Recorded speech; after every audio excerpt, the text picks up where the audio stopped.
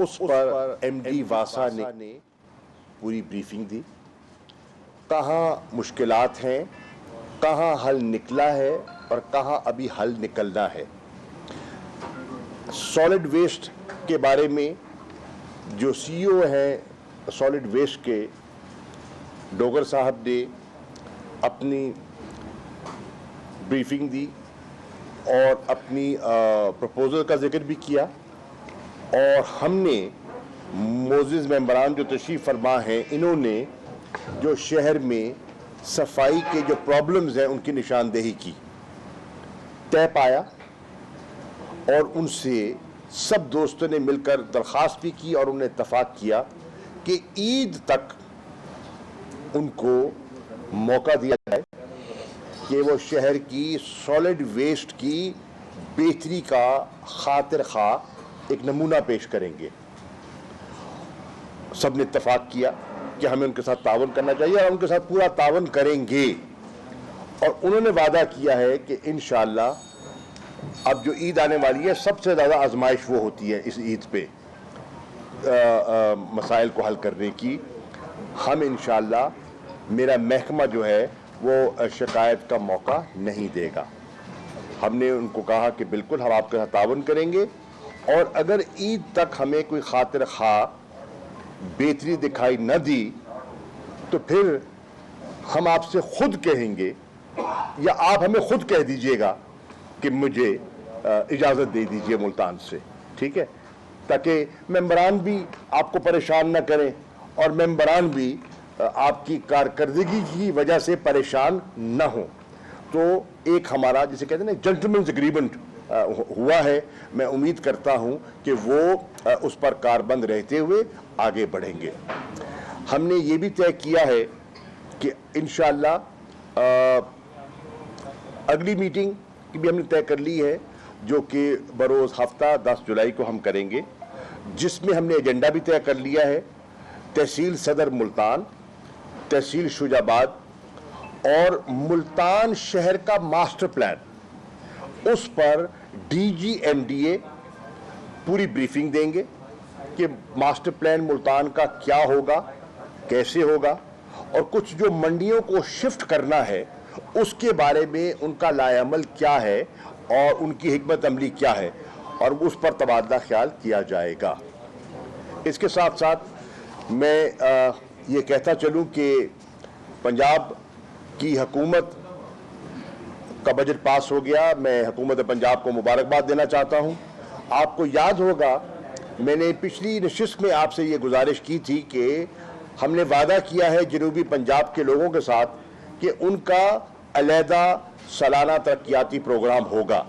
आज मुझे ये किताब दिखाते हुए खुशी महसूस हो रही है कि पंजाब का, जनूबी पंजाब के लिए पंजाब की तारीख में पहली मरतबा एक सालाना तरक्याती प्रोग्राम अलहदा छापा गया है और जनूबी पंजाब की आबादी जो कि 33% है, उसके ऐन मुताबिक ये जो है 189 बिलियन का एनुअल डेवलपमेंट प्रोग्राम जनूबी पंजाब के 11 अजला के लिए मुख्तस किया गया है। यार छोड़ दो, कुछ नहीं हो रहा।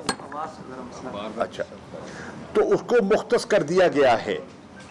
आज मैंने डिस्ट्रिक्ट कमेटी में जितने महकमे मौजूद थे उनसे गुजारिश की है कि आप अगली नशिस्त तक जो स्कीमें दी हैं मोजिज़ मेंबरान ने, उनका कॉस्ट एस्टिमेट, उनका एडमिनिस्ट्रेटिव अप्रूवल आप मुकम्मल करके लेके आए, ताकि ऑब्जेक्टिव हमारा ये है कि जनूबी पंजाब में जितना पैसा मुख्तस किया गया है उसका एक एक रुपया खर्च हो सके दौरान साल, और पैसा हमारा लैप्स नहीं होना चाहिए। और भी फैसला जो हो गया कि जनूबी पंजाब का जो पैसा है वो अब जनूबी पंजाब में ही लगेगा। अगर कोई स्लो मूविंग स्कीम है तो उसका पैसा जनूबी पंजाब की किसी स्कीम पे जाएगा, जनूबी पंजाब से बाहर नहीं जाएगा। ये एक कमिटमेंट बजट में आ चुकी है। जनूबी पंजाब के लोगों के लिए ये बहुत खुश आइंद बात है और ये मुबारकबाद की बात है। मेरी आज एडिशनल चीफ सेक्रेटरी जनूबी पंजाब से और जितने साउथ पंजाब के सेक्रेटरीज तैनात हैं उनके साथ आज जो साउथ पंजाब का इस वक्त कायम मकाम जो सेक्रेटेरिएट है उनके साथ नशिस्त हुई, मुलाकात हुई, तबादला ख्याल हुआ और उन्हें मैंने जनूबी पंजाब की बनाने का जो उसकी जो रेज़ो देत्र है, जो रीजनिंग है, मैंने उनकी खिदमत में पेश की और उनको ये अर्ज़ किया कि ये तहरीक इंसाफ के मंशूर का न सिर्फ हिस्सा है, ये इमरान खान का ये कमिटमेंट है इस खित्ते से, इस इलाके से, और इस पर अमल पैरा होना हमारी जिम्मेदारी है। चुनाचे मैं इन चीज़ों की निशानदेही करता रहूँगा क्योंकि बहसीत पार्टी के वाइस चेयरमैन के ये मेरी जिम्मेदारी आयद है मुझ पर कि मैं उस मंशूर पर अमल दरामद करवाऊँ। मुझे उन्होंने निशानदेही की और डॉक्टर साहब क्योंकि उस कमेटी के मेंबर हैं, इन्होंने भी तस्दीक फरमा दी कि जो रूल्स ऑफ बिजनेस में जो तरामीम होनी थी उसकी परसों नशिस्त हो गई है। हाशिम जवां बख्श साहब जो हमारे वजीर ख़जाना हैं, उन्होंने मीटिंग की सरबराही की और वो मामलात तकरीबन तय हो चुके हैं।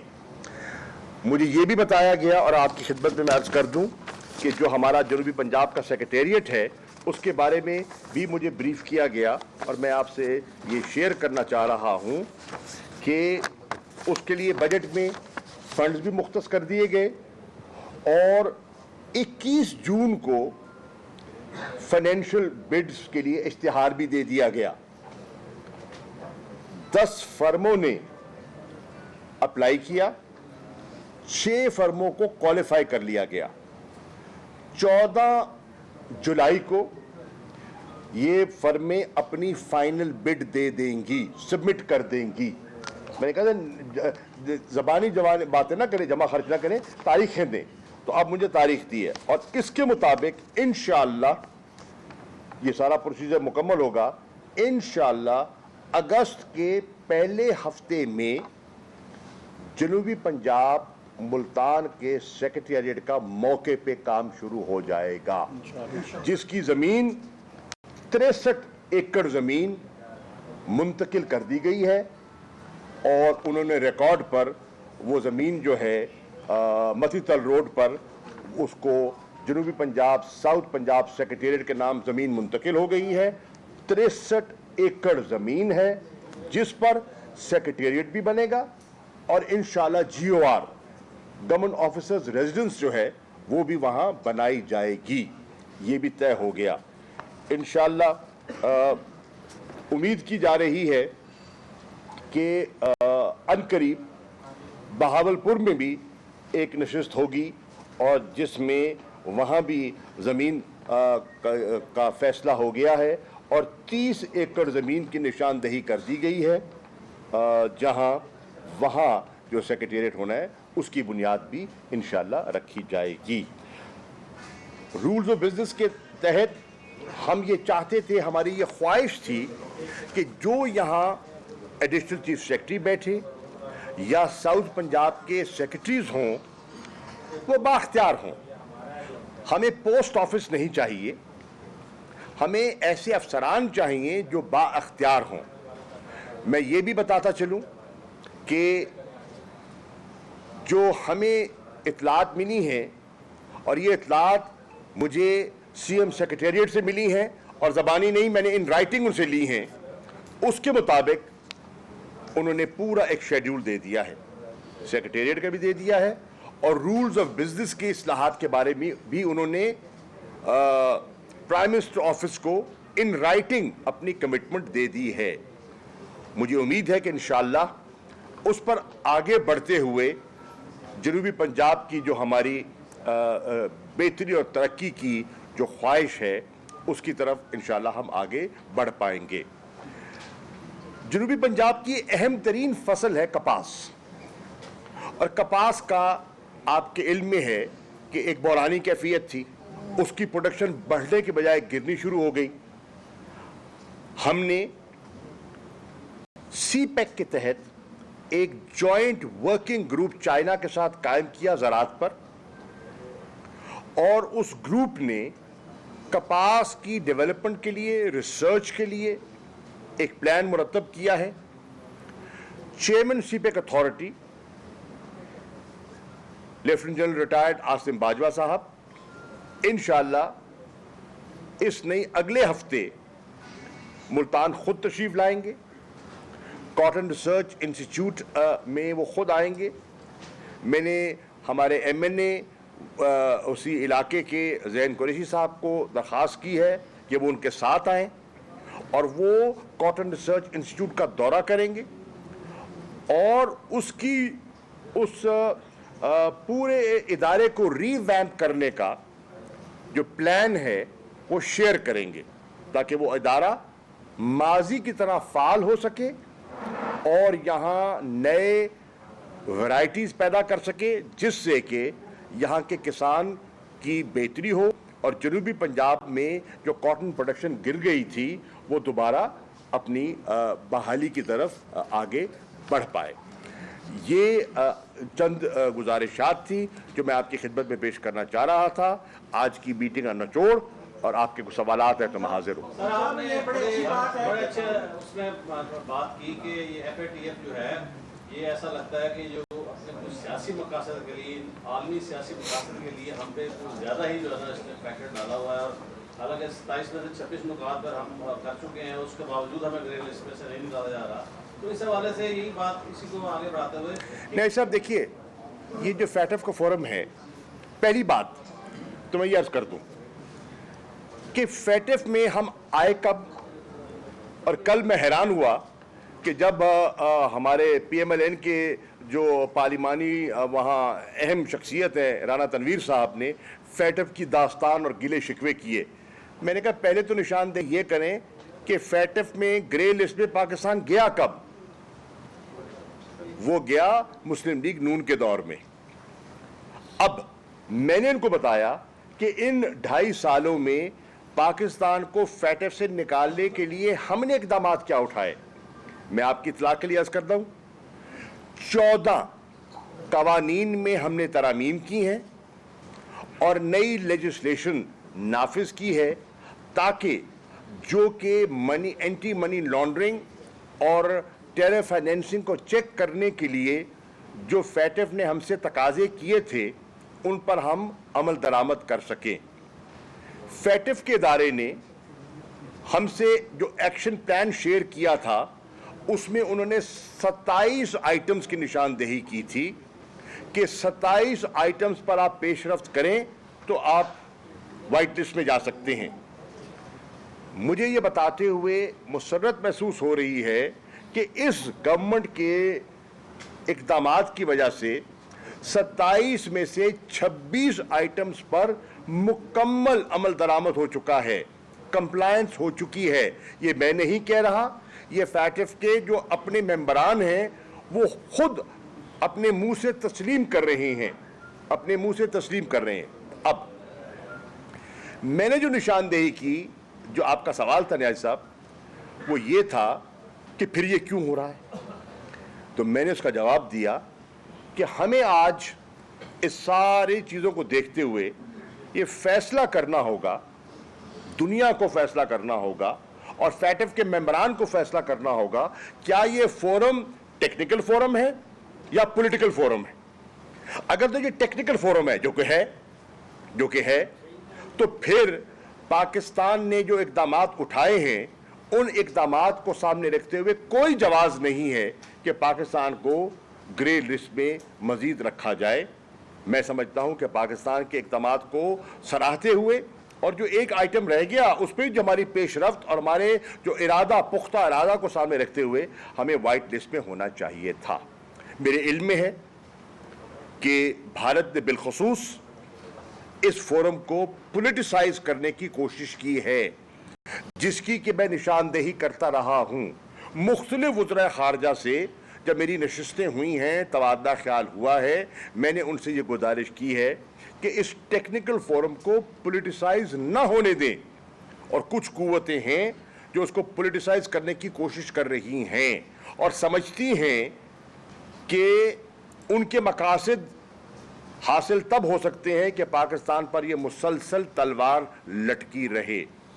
हमने जो इक़दामात उठाए हैं, किए हैं, यानी कि मनी लॉन्ड्रिंग के खिलाफ और टेरर फाइनेंसिंग को चेक करने के लिए, वो हमारी सोच के ऐन मुताबिक हैं। इमरान खान साहब की, तहरीक इंसाफ की, हमारी पॉलिसी के मुताबिक हैं। वो हमें कहें न कहें, हमने अपने मुल्क के मफाद को सामने रखते हुए उनकी तरफ आगे बढ़े हैं और इंशाल्लाह बढ़ते चले जाएंगे। नेशनल प्रायोरिटीज को हमने तरजीह देनी है और हमारी नेशनल प्रायोरिटी में ये प्रायोरिटी है कि हमने मनी लॉन्ड्रिंग को कॉम्बैट करना है, हमने टेरर फाइनेंसिंग को चेक करना है। तो मुझे उम्मीद है हम उस पर आगे बढ़ेंगे और इंशाल्लाह इस मुश्किल से भी हम निकल आएंगे। अच्छा सर, इंडिया से यूरेनियम पकड़ी जाती है आम लोगों से, तो हमने ये मुद्दा फेटअप में क्यों उठाया? देखिए, ये मुद्दा हमने मुख्तलिफ फोरम्स पर उठाया है, लेकिन मैं यहाँ आपसे गुजारिश करूँगा, आपसे दरख्वास्त करूँगा कि अगर इस किस्म का कोई खुदा न खास्ता वाक़या पाकिस्तान में होता तो हिंदुस्तान के मीडिया ने इसको आसमान तक लगा देना था और इंटरनेशनल मीडिया की उसको सुर्खियां बना देना था। बदकिस्मती से हमारे मीडिया ने इस पर वो फोकस नहीं किया जो करना चाहिए था। अब ये हमारी तरजीहात आप देख लें, उनका तयन देख लें।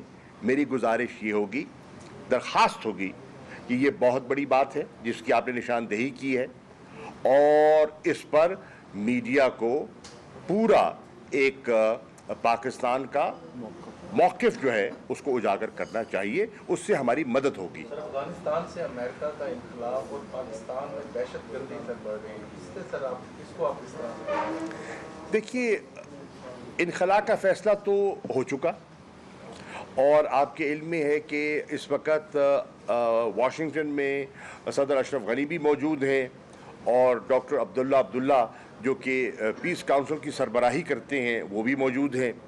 उनकी सदर बाइडन से मुलाकात भी हो गई है और मुख्तलिफ सेक्रेटरी ऑफ स्टेट ब्लिंकन से मुलाकात भी हो गई है और मुख्तलिफ हुकाम से उनकी मुलाकात हुई है।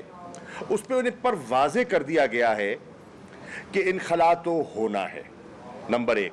नंबर दो, और इस पे बाई पार्टीजन कंसेंसस है। डेमोक्रेटिक पार्टी जो इस वक्त बरसर इक़्तिदार है और इनसे पहले जो रिपब्लिकन पार्टी है, इस पर इत्तफाक है। सदर ट्रंप का भी यही ख्याल था और सदर बाइडन की भी रिव्यू के बाद यही तजवीज़ है कि इनखला होना है। सितंबर तक हो जाएगा, मेरे ख्याल में उससे पहले हो जाएगा। अब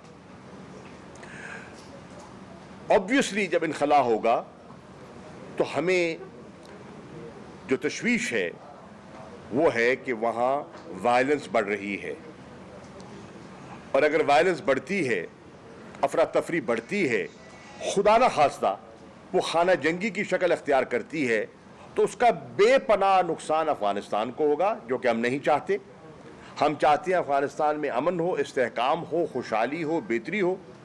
और अफ़गानिस्तान के बाद अगर कोई मुल्क उसकी जद में आ सकता है तो वो पाकिस्तान है।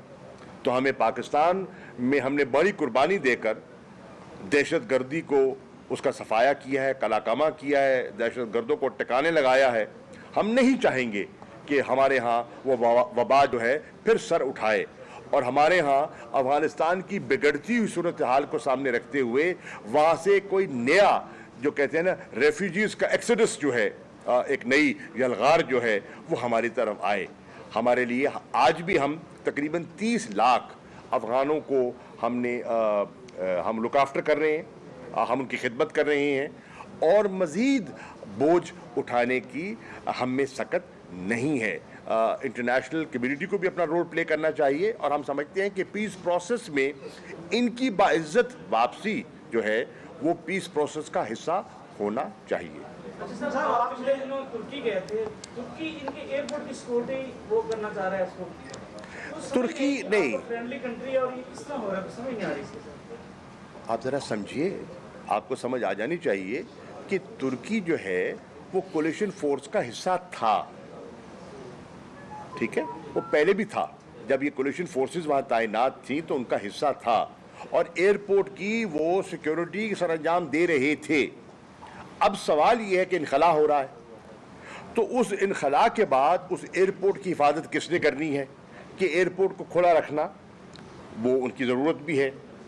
तो तुर्की से ये दरख्वास्त की गई है कि वो अपना किरदार अदा करे।